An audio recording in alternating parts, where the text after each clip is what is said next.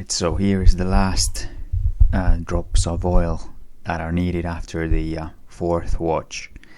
So in 2 Kings 2, when it talks about Elijah and Elisha, they are walking together when the Lord would take up Elijah into heaven by a whirlwind.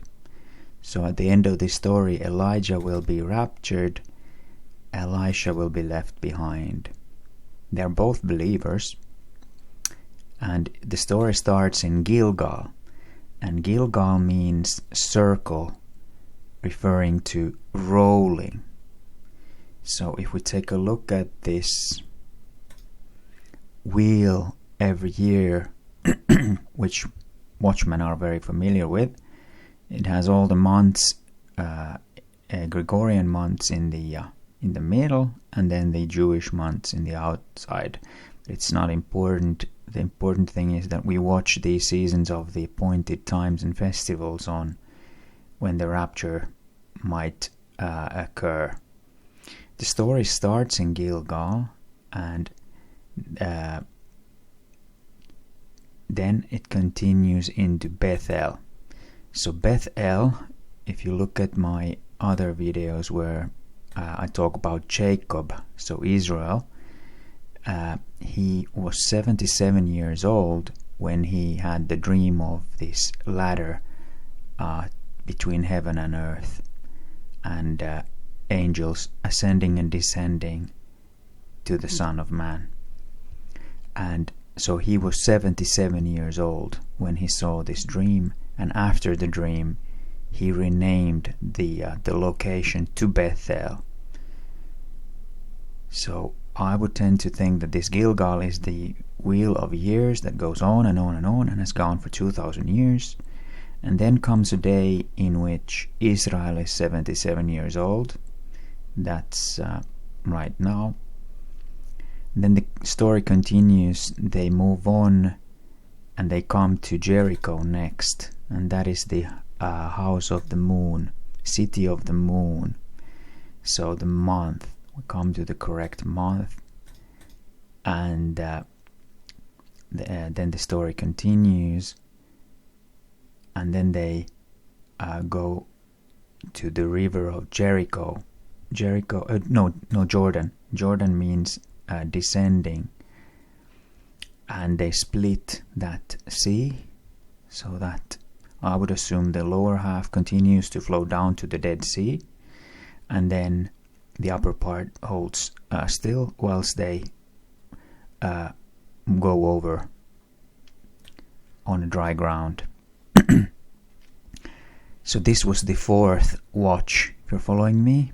So Gilgal was the first watch, Bethel was the second watch, Jericho third, and Jordan the fourth watch. And now, even then, Elijah was not raptured yet. They are talking, Elisha and Elijah, and Elisha said, I pray thee, let the double portion of thy spirit be upon me. When Elijah is gone over, Elisha wants to have a double portion of the spirit. And Elijah says, thou hast asked a hard thing. Nevertheless, if thou see me when I am taken from thee, it shall be so unto thee. But if not, it shall not be so. I'm not sure if this would then translate to, if someone sees us getting raptured, they will get a double portion if they're believers. Or if they don't see, then they will not get that double portion. And I don't know how it works now with the TVs and streams and everything. And then they continued walking for some time and having these discussions as well after the Jordan crossing. And then, as they still went on and talked, that behold, there appeared a chariot of fire and horses of fire, and parted them both asunder, and Elijah went up by a whirlwind into heaven. And Elisha saw it.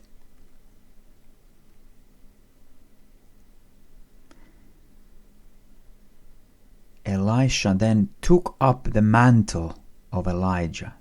So those that will be raptured, those left behind, will pick up that mantle, and they, with that mantle, will be able to do miracles. Just like Elisha split the Jordan, Elisha, with the mantle on, was able to also part the rivers in Jordan when he went back.